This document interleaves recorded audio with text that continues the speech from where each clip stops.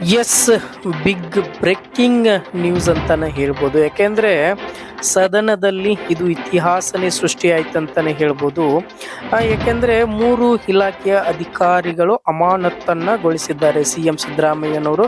ಅಂದ್ರೆ ಏನು ಸದನಕ್ಕೆ ಶಾಸಕರು ಬರ್ತಾರೆ, ಆಮೇಲೆ ಕ್ವಶನ್ಗಳನ್ನ ಕೇಳ್ತಾರೆ, ಅದಕ್ಕೆ ಉತ್ತರವನ್ನ ಸರಿಯಾಗಿ ಕೊಡುವುದಿಲ್ಲ ಸಚಿವರು ಅನ್ನೋದು ಕೇವಲ 84 ಉತ್ತರವನ್ನ ಮಾತ್ರ ನೀಡಿದ್ದಾರೆ. 245 ಕ್ವಶನ್ಗೆ ಕೇವಲ 84 ಉತ್ತರವನ್ನ ನೀಡಿದ್ದಾರೆ ಅನ್ನೋದು ಕೂಡ ಯುಟಿ ಖಾದರ್ ಅವರ ವಾದ ಆಗಿತ್ತು. ಜೊತೆಗೆ ಸದನಕ್ಕೆ ಸಮಯಕ್ಕೆ ಸರಿಯಾಗಿ ಬರ್ತಾ ಇಲ್ಲ, ಮತ್ತೆ ಅಧಿಕಾರಿ ವರ್ಗವೂ ಕೂಡ ಬರ್ತಾ ಇಲ್ಲ ಅನ್ನೋ ಕಾರಣಕ್ಕೆ ಏನು ಆ ಸದನದಲ್ಲಿ ನಾನು ಎಲ್ಲರೂ ಬರುವವರೆಗೂ ನಾನು ಸದನವನ್ನ ನಡೆಸುವುದಿಲ್ಲ ಅಂತ ಹೇಳಿ ಯುಟಿ ಖಾದರ್ ಅವರು ಸ್ಪಷ್ಟವಾಗಿ ಹೇಳಿ ಪೀಠದಿಂದ ಎದ್ದು ಹೋಗಿರುವಂತ ಘಟನೆ ಕೂಡ ಆಗಿದೆ. ಯಾಕಂದ್ರೆ ಇದು ಸದನದಲ್ಲಿನೇ ಅಂದ್ರೆ ಅದು ಇತಿಹಾಸದಲ್ಲಿನೇ ಈ ರೀತಿಯಾಗಿರೋದು ಮೊದಲ ಬಾರಿಗೆ ಅಂತಾನೆ ಹೇಳ್ತಿರೋದು. ತಕ್ಷಣದಲ್ಲಿ ಏನು ಸರ್ಕಾರ ಅಲ್ಲಿ ಎತ್ತೆಚ್ಚಗೊಂಡು ಸಿಎಂ ಸಿದ್ದರಾಮಯ್ಯನವರು 3 ಇಲಾಖೆದವರನ್ನ ಅಮಾನತುಗೊಳಿಸಿರುವ ಘಟನೆ ಈಗ ಕಂಡು ಬರ್ತಾ ಇದೆ.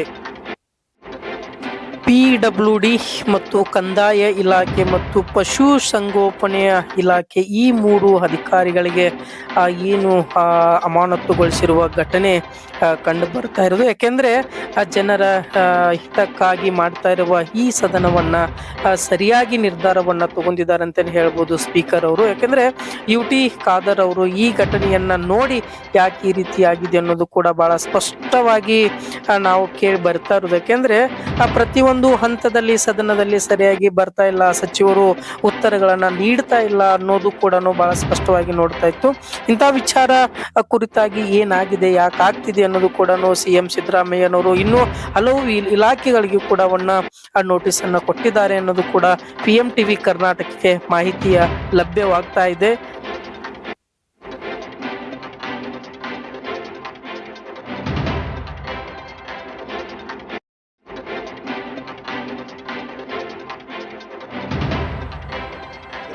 ಹೇಳೋ ತನಕ ಯಾಕೆ ಆಗಿದೆ ಕೊಡ್ತಂದು ಹೇಳೋ ತನಕ ಕೂಡ ನಾನು ಸದನ ನಡೆಸುವುದಿಲ್ಲ, ನಾನು ಎಜೆಂಟ್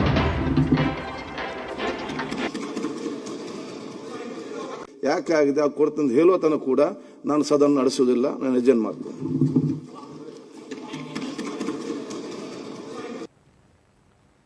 ಕೊಡ್ತಂದು ಹೇಳೋ ತನಕ ಯಾಕೆ ಆಗಿದೆ ಕೊಡ್ತಂದು ಹೇಳೋ ತನಕ ಕೂಡ ನಾನು ಸದನ ನಡೆಸುವುದಿಲ್ಲ, ನಾನು ಎಜೆಂಟ್ ಮಾಡ್ತೀನಿ. ಯಾಕೆ ಆಗಿದೆ ಕೊಡ್ತಂದು ಹೇಳೋ ತನಕ ಕೂಡ ನಾನು ಸದನ ನಡೆಸುವುದಿಲ್ಲ, ನಾನು ಎಜೆಂಟ್ ಮಾಡ್ತೀನಿ.